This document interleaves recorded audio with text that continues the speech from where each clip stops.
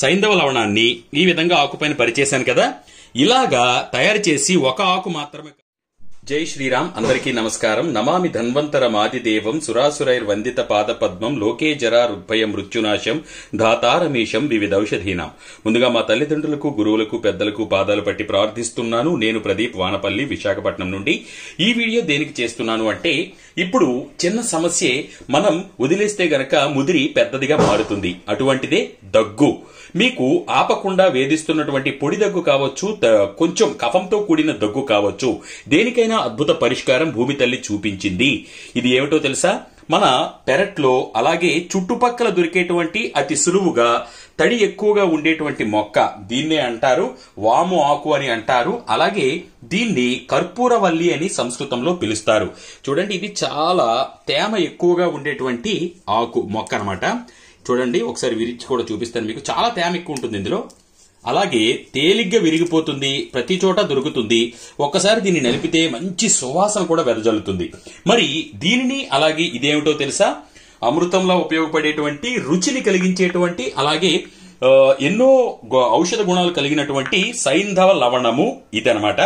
ఎంతైనా తీసుకోవచ్చు, కానీ దీనికి ఇప్పుడు మోతాదు చెప్తాను ఏ విధంగా వాడాలో. ఇప్పుడు కేవలం దీనికి అవసరమైనది కర్పూరవల్లి ఆకు అలాగే సైంధవ లవణము. ఈ రెండింటిని వాడి ఉపయోగించి మనకి వేధించేటువంటి పొడి దగ్గు కావచ్చు, అసలు దగ్గు అనేది ఎందుకు వస్తుంది అనేది చాలా సులువుగా చెప్పాలి అంటే, మనం 3 రకాలుగా లోపలికి తీసుకుంటూ ఉంటాము. ఒకటి, అసలు ఎందుకు దగ్గు వచ్చే అవకాశం ఎక్కడ ఉంటుంది అంటే, తీసుకునేటువంటి ఆహారంలో కానీ, పీల్చేటువంటి గాలిలో కానీ, అలాగే తాగేటువంటి నీటిలో కానీ అనవసరమైనటువంటి క్రిములు కానీ ఏవైనా చేరితే అవి లోపలికి వెళ్లి తేమగా తయారయ్యి దగ్గు కఫంగా తయారయ్యి దగ్గు రూపంలో బయటికి వస్తుంది. శరీరంలో ఎటువంటి దుష్ప్రభావాలు కలిగించేటువంటి ఉన్నా కూడా శరీరం దానంతట అదే బయటికి పంపించే ప్రయత్నం చేస్తుంది. అందులో భాగంగానే దగ్గు అనేది ఏర్పడుతుంది అనమాట. అది గుండెలకు పట్టేసి ఇబ్బంది పెట్టేసి రాత్రి పడుకోనివ్వకుండా చేస్తే గనక దానికి అద్భుతమైన సులువైన చిట్కాని ఇప్పుడు మీకు చెప్తున్నాను. చూడండి, ఈ ఆకు ఏదైతే ఉందో చెప్పాను కదా, దీనిని తీసుకుని వచ్చిన తర్వాత చక్కగా మీరు ఏం చేస్తారు, ఈ సైంధవ లవణం ఏదైతే ఉందో దీనిని కరెక్ట్ గా ఎంత వేస్తారో చెప్తాను చూడండి. మరి ఒక 10 సంవత్సరాలు దాటిన పిల్లల దగ్గర నుంచి ఇవ్వచ్చు, ఆ తక్కువ వాళ్ళకి ఇవ్వడం మంచి అయితే అనారోగ్యం ఏం చేయదు, కానీ అంత శ్రేయస్కరం అయితే కాదు. చూడండి, ఇదిగోండి సైంధవ లవణాన్ని ఈ విధంగా ఆకుపైన పరిచేశాను కదా, ఇలాగా తయారు చేసి ఒక ఆకు మాత్రమే కాదండి, మీకు అవకాశం ఉన్న మీరు తినగలిగితే గనక ఒక 2-3 ఆకుల్లో కూడా తయారు చేసి పెట్టుకోవచ్చు. దీన్ని ఎవరైతే దగ్గుతో బాధపడుతూ ఉంటారో వారు ఈ విధంగా తయారు చేసి చక్కగా ఏం చేస్తారు అంటే, ఇది వెంటనే చేతితో తొంపబడుతుంది, అంత పలచగా ఉంటుంది.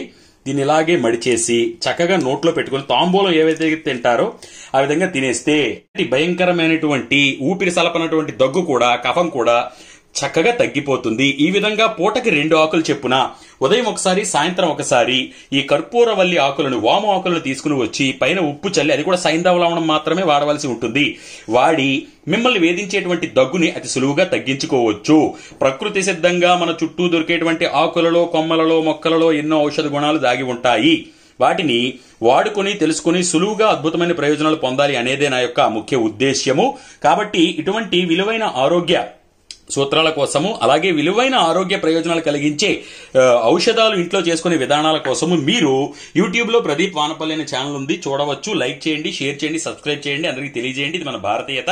దీంతో పాటు ఫేస్బుక్ లో డాక్టర్ ప్రదీప్ వానపల్లి అనే పేజ్ ఉంది, దానిలో కూడా ఫాలో అవుతూ ఉండండి. అండ్ మన ఇన్స్టాగ్రామ్ లో డాక్టర్ ప్రదీప్ వానపల్లి అని ఉంటాను, ఫాలో అవుతూ ఉండండి. ధన్యవాదాలు.